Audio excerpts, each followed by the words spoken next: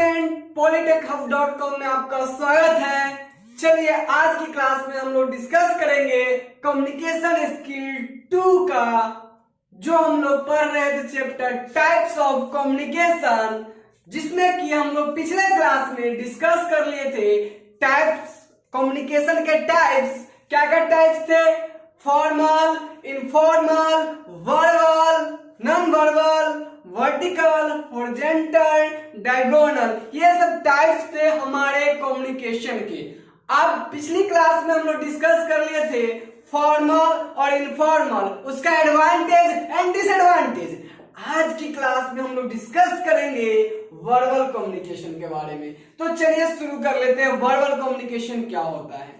देखिए, verbal communication जो होता है ये कॉम्बिनेशन होता है ओरल कम्युनिकेशन और रिटन कम्युनिकेशन। अगर कहीं पे ओरल कम्युनिकेशन हो रहा है वो भी वर्बल कम्युनिकेशन है, और कहीं पे रिटन कम्युनिकेशन हो रहा है वो भी वर्बल कम्युनिकेशन है। तो हम क्या कहेंगे?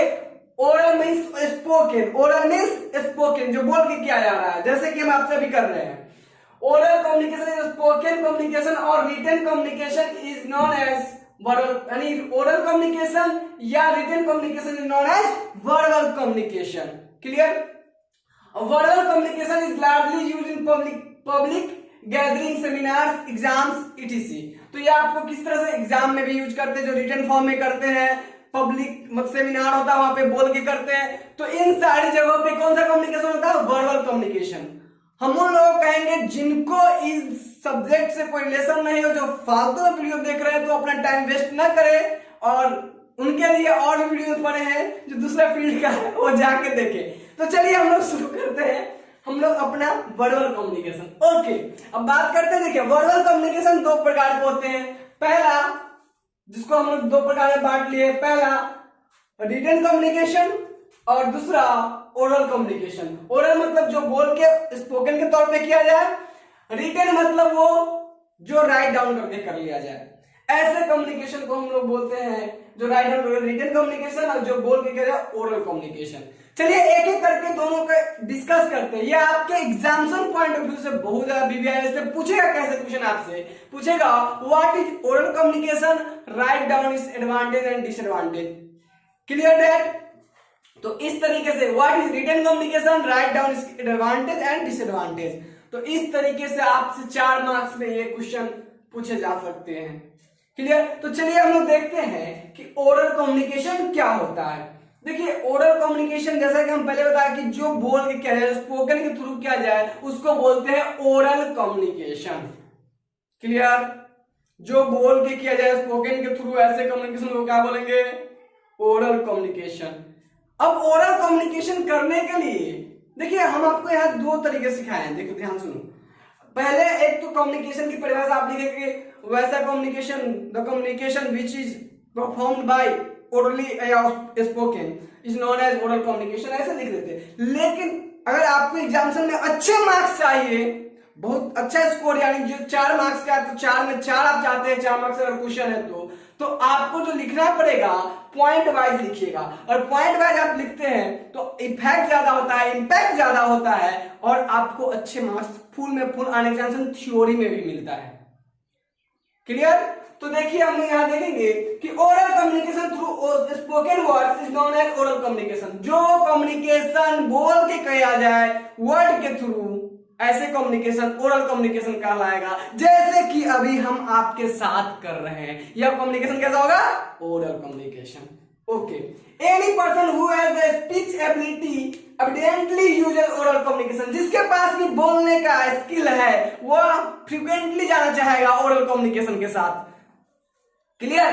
दूसरी बात, oral communication is selection of proper words. अगर आपको ओरल कम्युनिकेशन करना है तो किस समय कौन सा वर्ड यूज करना है बोलते वक्त, ये आपको पता होना चाहिए, ये आपको पता होना चाहिए। दूसरी बात, साउंड क्वालिटी आपकी बेहतर होनी चाहिए। साउंड क्वालिटी जैसे कि आप देख रहे हो, यही कम्युनिकेशन के कारण ये साउंड क्वालिटी हम आपको दे पा रहे हैं। ये साउंड क्वालिटी बेहतर होनी चाहिए।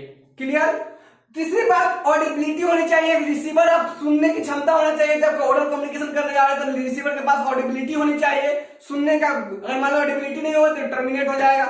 हम सुना रहे हैं, आपके पास अगर आपको अच्छा ना लग रहा टर्मिनेट, तो ऑडिबिलिटी होनी चाहिए, सुनने का जो गुण है ऑडिबिलिटी होनी चाहिए, तब जाके ओरल कम्युनिकेशन आप अच्छे से परफॉर्म कर पाओगे, नहीं तो हम बोलते जा रहे हैं आप खसक जाओगे।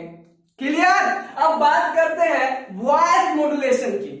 आप मेरे पूरे लेक्चर में या फिर जितने भी लेक्चरर देखे होइएगा, विवेक बिंद्रा से लेकर मोटिवेशनल स्पीकर, कोई भी मोदी उदी सबसे रिलेटेड आप देखे होइएगा, तो एक चीज आप उसमें ऑब्जर्व किए होइएगा, क्या? वो साउंड मॉड्यूलेशन करता है। साउंड मॉड्यूलेशन मतलब क्या? जैसे अभी हम बोल रहे हैं आपको, जैसे हम अभी बोल रहे हैं आपको, देखिए इसके बीच आप देखिए क्या कह पाया, साउंड मॉड्यूलेशन मतलब साउंड के लेवल को अप या डाउन करना, किस समय आपको जोर से बोलना है, किस समय आपको धीरे बोलना है, किस समय एकदम लो साउंड में, किस समय एकदम हाई साउंड में, ये आपको मॉड्यूलेट करने आना चाहिए। और देखो आप लोग विवेक बिंद्रा का अगर वीडियो देखो, मोटिवेशनल स्पीकर है, उनका क्या होता है, धीरे धीरे, जब पॉइंट आता है जोर से, जब ऐसा नॉर्मल पॉइंट आता धीरे। तो साउंड मॉड्यूलेशन अच्छा आना चाहिए अगर आप चाहते हैं ओरल कम्युनिकेशन करना और वो आपका कम्युनिकेशन क्या है, इफेक्टिव रहे, तो साउंड मॉड्यूलेशन, साउंड के लेवल को अप डाउन करने आना चाहिए। And very important, oral communication के दौरान sound modulation, proper channel selection, ये सब चीजें आपको आनी चाहिए, साउंड क्वालिटी बेहतर होनी चाहिए ओरल कम्युनिकेशन के लिए। अब बात करते हैं हम लोग इससे आगे कि इसका उपयोग कहां कहां होता है। तो भाई टीचिंग, जो कोई टीचर लेक्चर दे रहा होता है, जैसे कि हम कह रहे हैं, वहां पे ओरल कम्युनिकेशन आपको देखने को मिल जाएगा। प्रेजेंटेशन, कोई प्रेजेंटेशन देता है कहीं भी, कोई भी अपना प्रेजेंटेशन जब दे रहा था किसी टॉपिक पे, तो वहां पे यूज करता है ओरल कम्युनिकेशन। इसके बाद आप देखोगे कि स्पीच, भाषण, देखिए हो भाषण जब देता है कोई व्यक्ति, जैसे हम लोग 15 अगस्त 26 जनवरी सब पे भाषण देते हैं, वहां भी क्या करते हैं, या फिर किसी पर्टिकुलर टॉपिक पे कभी भाषण होता है, लेक्चर देते हैं, तो वहां पे क्या करते हैं हम लोग, यूज करते हैं ओरल कम्युनिकेशन के। तो ये सब जगह जहां ओरल कम्युनिकेशन वाइडली, आज ओरल कम्युनिकेशन बहुत ही वाइडली यूज होता है, वो सब हम लोग भी देख भी रहे हैं और अभी परफॉर्म भी कर रहे हैं। क्लियर? चलिए, तो ये था हमारा ओरल कम्युनिकेशन, जिसके बारे में हम लोग देखे। क्या था ओरल कम्युनिकेशन? ओरल कम्युनिकेशन ऐसा कम्युनिकेशन जिसमें हम लोग किसके थ्रू कम्युनिकेशन करते हैं, वर्ड के थ्रू कम्युनिकेशन करते हैं। इसके बाद ओरल कम्युनिकेशन के लिए आपकी क्या होनी चाहिए, ओरल कम्युनिकेशन में अगर आपके पास थोड़ा भी अच्छा एबिलिटी है ओरल कम्युनिकेशन परफॉर्म करने का, तो आप आसानी से कर लेते हो। इसके बाद ओरल कम्युनिकेशन की बात करते हैं, इसके लिए आपको प्रॉपर वर्ड सिलेक्शन आना चाहिए, साउंड एबिलिटी होने, साउंड क्वालिटी होनी चाहिए, साउंड मॉड्यूलेशन करने आना चाहिए। इसके बाद सबसे वाइडली यूज होता है ओरल कम्युनिकेशन, ये कहां यूज होता है, तो जब टीचर कोई लेक्चर देता है तब। तो आपको ये सारी बातें याद हो जाना चाहिए और अभी याद हो जाना चाहिए, अभी के अभी। हम पहले ही बोले कि आपको याद करवा देंगे, तो अभी आपको याद होना चाहिए। अब बात करते हैं इसकी एडवांटेज एंड डिसएडवांटेज की, कि भाई इसके क्या फायदे हैं और क्या लिमिटेशन है, डिसएडवांटेज मतलब क्या हानियां हैं, क्या खामियां हैं, उसको हम लोग डिस्कस कर ले। चलिए बात करते हैं एडवांटेज ऑफ ओरल कम्युनिकेशन, क्या फायदा है। तो भाई ओरल कम्युनिकेशन रिसीवर के पास मैसेज पास करने का सबसे आसान तरीका है। आप सुन रहे हो, हम ओरली आपको समझा रहे हैं, बहुत आसानी से आपके पास मेरा मैसेज जो हम आपको बता रहे हैं बहुत आसानी से चला गया, नहीं तो oral message easily convey to the receiver, आसानी से मैसेज पास हो जाता है रिसीवर के पास। दूसरा, इट गेट्स क्विक फीडबैक। और मान लीजिए अभी आपको रिस्पॉन्स करने का मन तो रिटर्न में कीजिएगा, लेकिन जब हम आमने सामने जब क्लासरूम में ओरल कम्युनिकेशन कर रहे होते हैं, या फिर लेट्स सपोज, चलो अब थोड़ा सा मजाक क्या मूड में चलते हैं, तो मान लो कि आप अपनी गर्लफ्रेंड को प्रपोज करने गए, क्या करने गए, प्रपोज, तो वहां पे क्या होगा, यस या नो। डायरेक्ट अगर ओरली करते हैं तो क्या होगा भाई, क्या होगा, हाँ या ना, या फिर और भी कुछ पढ़ सकता है ना।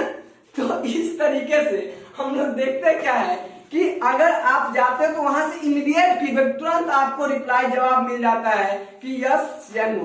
तो इट गेट्स क्विक फीडबैक, जो रिस्पॉन्स होता है वो आपको तुरंत मिल जाता है। Due to expression voice modulation, मतलब आप चूंकि अब देख रहे हो अभी हम जो एक्सप्रेशन कर रहे हैं, साउंड को अप डाउन कर रहे हैं, it becomes interesting और effective, it becomes interesting और effective, जिसके कारण ये क्या होता है, अच्छा भी लगता है और क्या होता है, इफेक्टिव लगता है। नॉर्मली कोई टीचर आपको डल्ले ऐसे नॉर्मली यही चीज हम आपको पढ़ाया और बहुत ही डल तरीके से पढ़ाया कि देखो भाई आज हम लोग पढ़ेंगे कम्युनिकेशन, जिसमें हम लोग पढ़ेंगे एडवांटेज। यार तुम लोग 2-4 नींद मार लोगे इतने देर में, 2-4 कवर रखिए सर, 1-2 झपकी मार लेते हैं, उसके बाद फिर तो आप समझाते रहिए, हम लोग समझ ही रहे हैं। तो ऐसा क्यों होता है? बिकॉज वहां पे उनका कम्युनिकेशन स्किल वीक है। आप जितने भी अच्छे लेक्चरर को देखिए, उनका कम्युनिकेशन स्किल क्या रहता है? काफी जबरदस्त रहता है। तो अगर इफेक्टिव कम्युनिकेशन करना है तो आपका कम्युनिकेशन स्किल जबरदस्त होना चाहिए।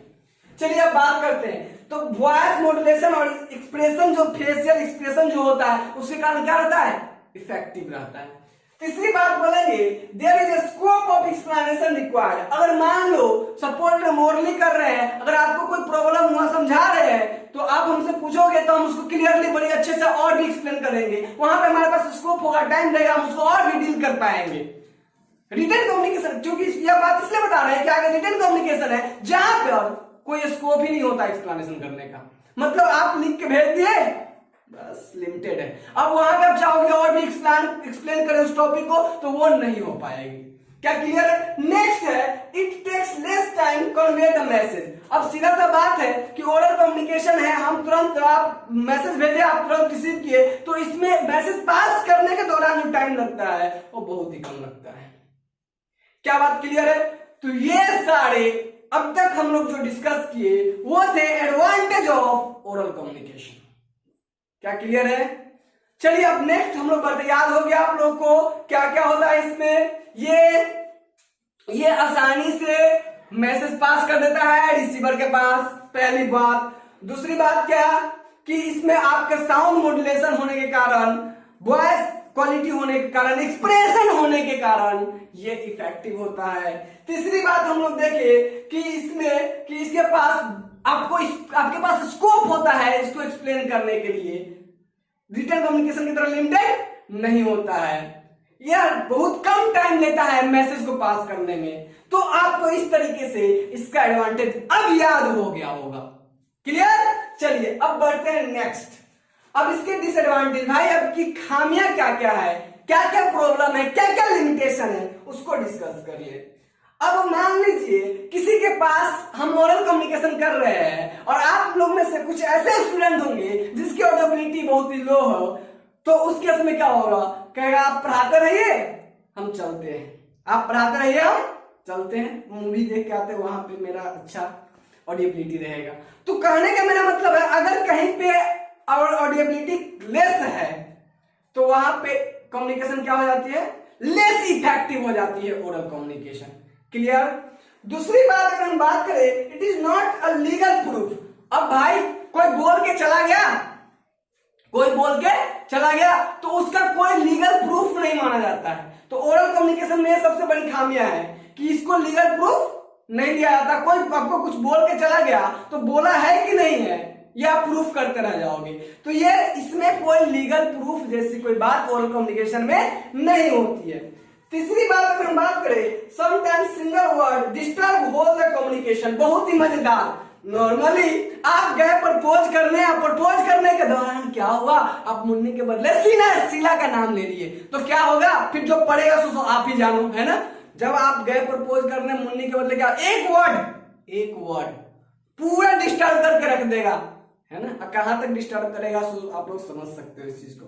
तो एक सिंगल वर्ड पूरा होल कम्युनिकेशन को डिस्टर्ब कर सकता है। It may be pronunciation difference, कुछ आप प्रोनाउंस ही करना चाह रहे हो, नो, है ना? नो का प्रोनाउंस सेम होता है, जानना और नहीं का मतलब। लेकिन अगर आप प्रोनाउंस कर दो नो का है और सामने वाला समझ गया नो, है ना, तो फिर वहां पे क्या होगा? प्रॉब्लम। तो सिंगल वर्ड कभी कभी पूरे कम्युनिकेशन को क्या कर देती है? डिस्टर्ब कर देती है। अब चलिए इससे आगे का बात करें, it is time consuming because अब अगर हम ओरल कम्युनिकेशन कर रहे हैं, इसके पास एक्सपेंडिंग नेचर होता है। मतलब अगर बात कर रहे हैं तो आप कुछ पूछ दिए तो इसको हम ब्रॉड करते चले जा रहे हैं, तो ये टाइम टेकन करने लगेगा, है कि नहीं? जब आप हमसे कुछ पूछ लिए, मान लें आपके साथ ओरल कम्युनिकेशन, तो ये क्या है? ब्रॉड कम्युनिकेशन होने लगेगा। नॉर्मली जब हम पढ़ा रहे हैं क्लासरूम में, कोई बच्चा किसी टॉपिक पे पूछ लिया, उसका आंसर अगर अभी रिटर्न रूप से दे दिए तो कोई बात नहीं, उतना ही पे वो संतुष्ट रहेगा। मान लो अगर हम क्लास में ओरली कर रहे हैं और पूछ दिया तो बढ़ते बढ़ते बढ़ते क्लास 1 घंटा के बदले 1.5 घंटा की हो जाएगी। क्लियर? तो ये क्या करता है, ये टाइम कंज्यूमिंग होता है। तो इस तरीके से हम लोग डिस्कस कर लिए ओरल कम्युनिकेशन, उसका एडवांटेज, उसका डिसएडवांटेज। क्लियर? अब बढ़ते हैं हम लोग जो वर्बल कम्युनिकेशन का दूसरा टाइप है, रिटन कम्युनिकेशन, उसकी तरफ। चलिए अब बात करते हैं रिटन कम्युनिकेशन की। देखिए रिटन कम्युनिकेशन क्या होता है, सीधा सा सिंपल सी कॉन्सेप्ट है कि इसमें कम्युनिकेशन कैसे परफॉर्म किया जाएगा, रिटन वर्ड्स के द्वारा। कैसे? रिटन वर्ड्स के द्वारा। Communication through written words is known as written communication. Communication through written words is known as written communication. Clear? ये किसी भी ऑर्गेनाइजेशन के पॉइंट ऑफ व्यू से काफी वीवीआई होता है। आप नॉर्मली आपके हमारे कॉलेज में या आपके कॉलेज में या जितने भी कॉलेज है या जो भी संस्थान है, कोई भी इंस्टीट्यूशन इंडस्ट्री है, तो वहां पे क्या होगा, वहां पे आप देखोगे कि सब एक अपना लेटर मैसेज सब पास करता है। कहना ऑफिशियल लेटर नहीं आया अभी तक, इसलिए मैसेज तो अपलोड कर दिया गया नेट पर, ऑफिशियल लेटर नहीं है। तो ऑफिशियली रिटन कम्युनिकेशन का बहुत ही रोल रहता है। तो ये ऑर्गेनाइजेशन के पॉइंट ऑफ व्यू से रिटन कम्युनिकेशन काफी इंपोर्टेंट और वीवीआई है। क्लियर? अब बात करते हैं इसमें आपका रिटन कम्युनिकेशन में हैंड राइटिंग सुपाठ्य होना चाहिए, मतलब पढ़ने योग्य होना चाहिए। ऐसा नहीं कि उर्दू लिख दिए, है ना, अब जो पढ़े हम लिखे, हम खुद लिखे, हमें खुद ही पता नहीं चल रहा है। लिख तो दिए हैं लेकिन हम खुद लिखे, क्या लिखे हैं हमें खुद ही नहीं पता चल रहा है, सामने वाला कैसे। तो आपकी हैंड राइटिंग रिटन कम्युनिकेशन में अच्छा होना चाहिए और सुपाठ्य होनी चाहिए, मतलब पढ़ने योग्य होना चाहिए, एबल टू रीड है ना, एबल टू रीड। ओके, तो आपको रीडेबल होनी चाहिए आपका जो हैंड राइटिंग है। दूसरी बात ये कि इसमें आपको जिस लैंग्वेज में लिख रहे हैं उसकी अच्छी जानकारी होना चाहिए, बिकॉज ये ऑफिशियल पॉइंट ऑफ व्यू से बहुत मैक्सिमम यूज होता है। तो आपको उसकी पर्टिकुलर लैंग्वेज, जिस लैंग्वेज में आप रिटन कम्युनिकेशन कर रहे हो, उसकी अच्छी नॉलेज होनी चाहिए। किसमें? रिटन कम्युनिकेशन में। क्लियर दोस्तों? अब हम लोग का रिटन कम्युनिकेशन क्या है ये समझ में आ गया है। अब बढ़ते हैं हम लोग रिटन कम्युनिकेशन का एडवांटेज क्या है। What are the advantage of, अरे फायदा भाई, चलो देखो क्या क्या फायदा देखते हैं। सबसे पहला, written document can be used again and again. Okay, जो आपको मार्कशीट मिला है, जो आपको मार्कशीट मिला है लीगल प्रूफ के तौर पे, उसको क्या कर सकते हो आप, बार बार क्या कर सकते हो, यूज कर सकते हो। तो जो आपका रिटन कम्युनिकेशन होता है उसको, या रिटन डॉक्यूमेंट होता है उसको आप बार बार यूज कर सकते हो। क्लियर? इसका पहला एडवांटेज। दूसरा, convey lengthy and important message. अगर आपको कभी भी बड़ा और लेंथी मैसेज भेजना है तो आप बताते वक्त कौन से पॉइंट से किस पे शिफ्ट होगा, थोड़ा सा डिस्टर्बिंग रहता है। तो लेंथी मैसेज, बड़े मैसेज को आप आसानी से रिटन फॉर्मेट में पास कर सकते हो। क्लियर? रिटन रूप में आप क्या कर सकते हो, आसानी से पास कर सकते हो। तीसरी बात अगर बात करें, it is as a legal proof. It is as a legal proof, यह आपके पास लीगल प्रूफ की तरह होती है। देखो जैसे ही आप न्यायालय में जाओगे, कोर्ट में, वहां पे क्या होता है, लीगल प्रूफ रिटन फॉर्म में मांगा जाता है। या फिर कोई भी बात आपको बोला जाता है कि देखो भाई हम ये कह रहे हैं, तो भाई लिख के दे दो। क्या? लिख के दे दो। मतलब क्या, written format is a legal proof, तो इसका एक लीगल प्रूफ होता है। Clear? It is more accurate chance of error. चूंकि आप रिटन कम्युनिकेशन में, अब जरा सोचो कि आपको खत लिखना है ना, आपको क्या लिखना है, खत, है ना। अब खत लिखना है तो देखो, खत लिखे, कभी लिखे हो नहीं, लिखो, चलो आज लिखना सिखाते हैं। देखो क्या होता है, जब खत आप लिखते हो तो उस केस में क्या होता है, जब आप खत लिखना, अच्छा रात में 12 बजे उठा हुआ है, क्या कर रहा है, 12 बजे रात में कॉपी किताब लिखे, तो पहले तो बढ़िया पन्ना ढूंढेगा। क्या करेगा? बढ़िया पन्ना ढूंढेगा, बढ़िया पेज ढूंढ लेगा एकदम से आराम से। और जब बढ़िया पेज मिल जाएगा तब क्या करेगा, शुरुआत कहां से करे सोचेगा, है ना। और शुरुआत करेगा तो पहले नेट पर से 2-4 शायरी ढूंढेगा, है ना। 2-4 क्या करेगा, शायरी। और शायरी ढूंढने के बाद लिखते वक्त कॉमा, हर्षिकार, दीर्घिकार, एक एक चीज एकदम बढ़िया से देख देख के लिखेगा। अब मान लो थोड़ा गलत हो गया तो पन्ना फाड़ देगा। क्या करेगा? पन्ना फाड़ देगा। फिर से क्या करेगा? फिर से एक नया पन्ना लेगा, फिर से शुरू करेगा, और आधा लिख चुका है, पूरा खत्म होने वाला, अब फिर उसमें भी गलती हो गया तो फिर वो भी खत्म फाड़ देता है। फिर क्या करेगा? अब तो समझ रहे हैं मेरे कहने का मतलब कि मतलब इसमें हम काफी सावधानी बरत के किसी को भी खत लिखते हैं या किसी को भी रिटन डॉक्यूमेंट देते हैं तो काफी हमारे पास टाइम भी होता है और काफी सावधानी के साथ हम लिखते हैं, जिसके कारण वो बहुत ही करेक्ट होता है। क्लियर? तो भाई इसका क्या मतलब हो गया कि it is more correct and less chance of error. वहां पे बहुत इरर का होने का, गलत होने का चांस बहुत कम होता है क्योंकि बहुत टाइम देते हैं हम उस पे। Okay, it is much trustworthy. अब चूंकि रिटन है, लीगल है, तो विश्वास तो करना बनता है भाई। रिटन है तो इसलिए क्या होता है? विश्वसनीय होता है, ट्रस्टवर्थी होता है। अगर हम इसके बाद, अब ये था बाबू हम लोगों का एडवांटेज ऑफ रिटेन कम्युनिकेशन। चलिए इतना तो आप लोगों को समझ में आ गया होगा। अब बात करें हम लोग इसकी डिसएडवांटेज क्या होती है। क्लियर? अब इसका डिसएडवांटेज क्या होता है? ये डिसएडवांटेज को लिमिटेशन के नाम से भी जानते हैं। कभी कभी आपके एग्जाम में लिमिटेशन भी पूछ लेगा तो आप दोनों सेम चीजें है ना कि इसकी लिमिटेशन क्या है, इसकी खामियां क्या है, दोनों सेम चीजें आपसे पूछ सकता है, तो दोनों में यही बात लिखना है आपको। क्लियर? तो अभी हम लोग बात करते हैं किसके डिसएडवांटेज की। तो written communication not useful for illiterate person. अब मान लो गांव में तो आप लोग गांव में गए हो या गांव में रहते हो तो आपको पता ही है कि ऐसे बंदा को खत आ गया, उसके बेटा का या पापा का या जो भी है या उसके हस्बैंड का जो भी आ गया, वो क्या करेगा? नॉर्मली अब खत आया, पहले के जमाने में होता था, अब तक टेलीफोन ही आती है ना, पहले के जमाने में होता था। तो अब क्या होगा? अब वीडियो कॉल भी है ना। अब देखो क्या होता है, अब क्या होगा? इसके बाद मान लो खत आया तो वो क्या करता था? पहले हो कौन पढ़ा हुआ है ढूंढता था पूरे समाज में। अच्छा थोड़ा सा पढ़ दीजिएगा, है ना, थोड़ा सा पढ़ दीजिएगा। मतलब अगर रिटन है तो वैसे पर्सन जो शिक्षित नहीं है उसके लिए यह कम्युनिकेशन नहीं हो पाएगी, है ना। तो इलिटरेट पर्सन के लिए यह नहीं है। दूसरी बात ये, it does not get immediate feedback. अब आज खत लिखे महबूब को तो साल भर बाद, 2 साल बाद जवाब आया, तब तक पता चला आपकी शादी हो चुकी है। नहीं, तो कहने का मेरा मतलब यह है कि it not get immediate feedback. ऐसे कम्युनिकेशन, रिटन कम्युनिकेशन में आपको तुरंत फीडबैक नहीं मिलता है, जैसे कि ओरल में होता था।